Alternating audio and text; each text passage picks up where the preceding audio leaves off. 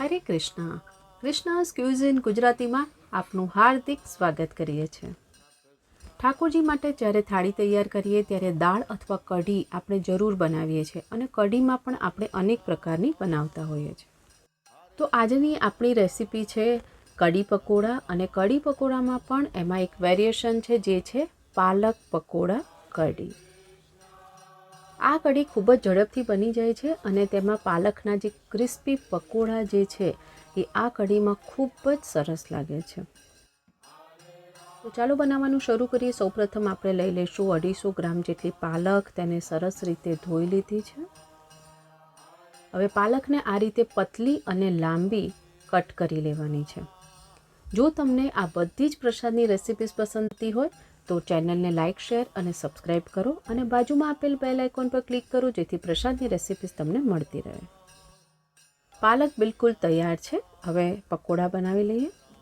અહીંયા આપણે એક મોટું બટાકું લઈ લીધું છે અને આ બટાકાને આ મોટી સાઈઝની જે છીણી હોય તેનાથી આપણે છીણી લેવાનો છે.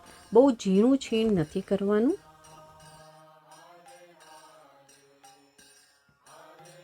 તૈયાર છે. હવે જે આપણે પાલક સમારીને રાખી હતી તે તેમાં ઉમેરી દઈએ.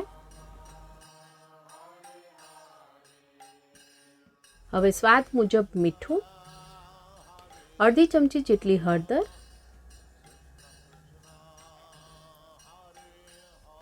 1 ચમચી લાલ મરચું, 1 ચમચી ધાણા જીરું, 2 ઝીણા સમારેલા લીલા મરચાં, 1 ચમચી જેટલું છીણેલું આદું અને 5 ચમચી જેટલી હિંગ.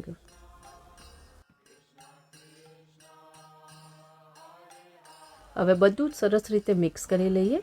હમણાં આપણે આમાં કોઈ પણ પ્રકારનું પાણી કે કસાનો ઉપયોગ નથી કરવાનો. જસ્ટ આપણે તેને મિક્સ કરી લેવાનું છે. જો આ બધી જ પ્રસાદની રેસિપીઝ તમે ઇંગ્લિશ અથવા હિન્દીમાં જોવા માંગતા હોય તો બંને ચેનલની લિંક ડિસ્ક્રિપ્શન બોક્સમાં આપેલ છે. હવે આ મિક્સ થઈ ગયું છે. તેને 10 મિનિટ માટે સાઈડમાં રાખી દઈએ. ત્યાં સુધી આપણે કઢી બનાવી લઈએ. કઢી બનાવવા માટે 1 કપ જેટલું દહીં લીધું છે અને 1/3 કપ એટલે કે 4 ચમચા જેટલો ચણાનો લોટ અથવા બેસન. સ્વાદ પ્રમાણે મીઠું ઉમેરવાનું છે.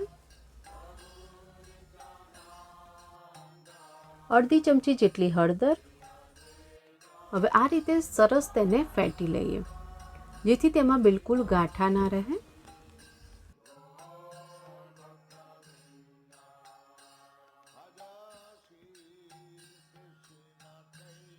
હવે તેમાં 4 કપ જેટલું પાણી ઉમેરી દઈએ. ફરીથી એકવાર આ રીતે મિક્સ કરી લેવાનું છે.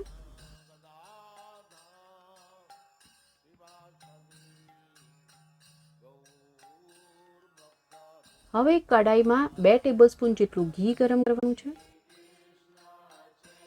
હવે તેમાં 1 ચમચી જેટલું જીરું અને 5 ચમચી જેટલા મેથીના દાણા ઉમેરીએ. 5 ચમચી જેટલી હિંગ,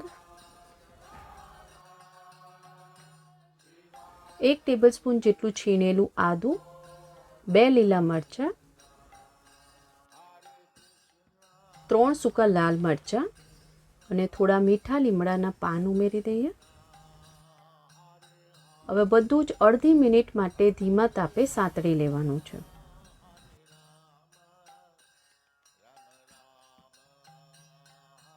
હવે આપણે જે કઢીનું મિશ્રણ તૈયાર કર્યું હતું તે તેમાં ઉમેરી દઈએ.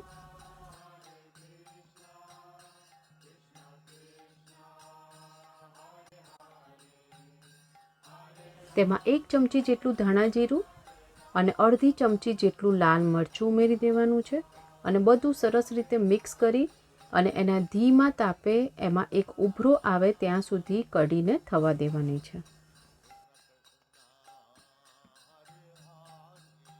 કઢી ઉકળે ત્યાં સુધી આપણે આ પકોડાનું જે મિશ્રણ તૈયાર કર્યું હતું તે જોઈ લઈએ. તમે જોઈ શકો છો કે એમાંથી પાણી છૂટું પડ્યું છે કારણ કે પાલક અને બટાકા બંનેમાંથી પાણી છૂટું પડે છે. હવે તેમાં 1 કપ જેટલો ચણાનો લોટ ઉમેરવાનો છે.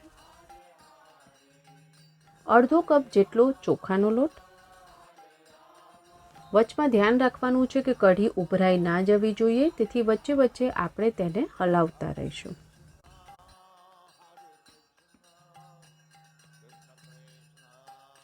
હવે આ બધું જ સરસ રીતે મિક્સ કરી લેવાનું છે, પણ ધ્યાન રાખવાનું છે કે આમાં આપણે બિલકુલ પાણીનો ઉપયોગ નથી કરવાનો.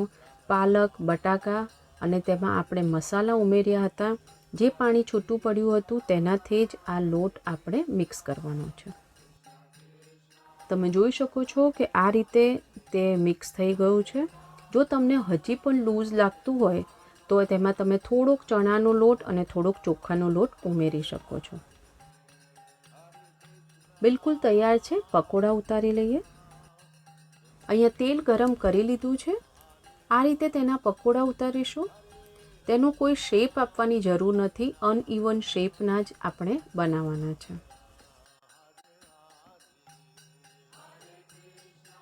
મીડિયમ તાપે તેને તળવાના છે.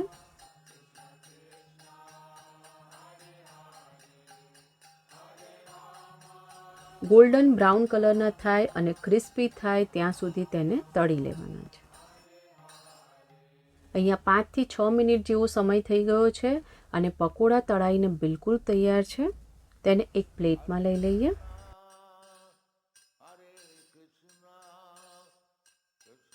અને આ જ રીતે બધા જ પકોડા આપણે તળી લેવાના છે.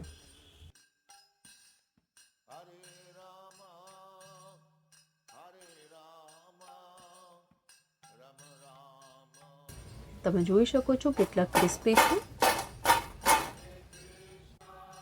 બધા જ પકોડા તળાઈને તૈયાર થઈ ગયા છે. અહીંયા 15 થી 20 મિનિટ થઈ ગઈ છે અને કઢી સરસ રીતે ઉકળી ગઈ છે.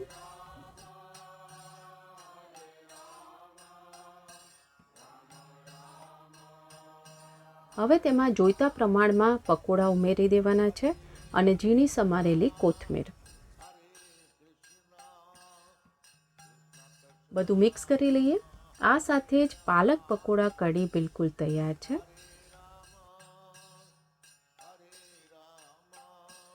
પાલક પકોડા કઢીને અહીંયા ભાત સાથે સર્વ કરી છે. તમે રોટલી, પરાઠા કે ભાખરી સાથે પણ સર્વ કરી શકો છો. તુલસી પત્ર પધરાવી અને ઠાકોરજીને ભોગ અર્પણ કરીએ.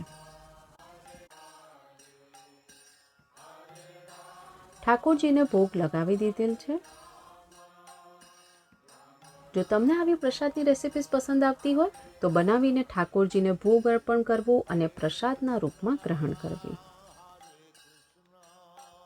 આવો સાથે મળીને જપીએ હરે કૃષ્ણ, કૃષ્ણ કૃષ્ણ હરે હરે, હરે રામ રામ રામ હરે હરે.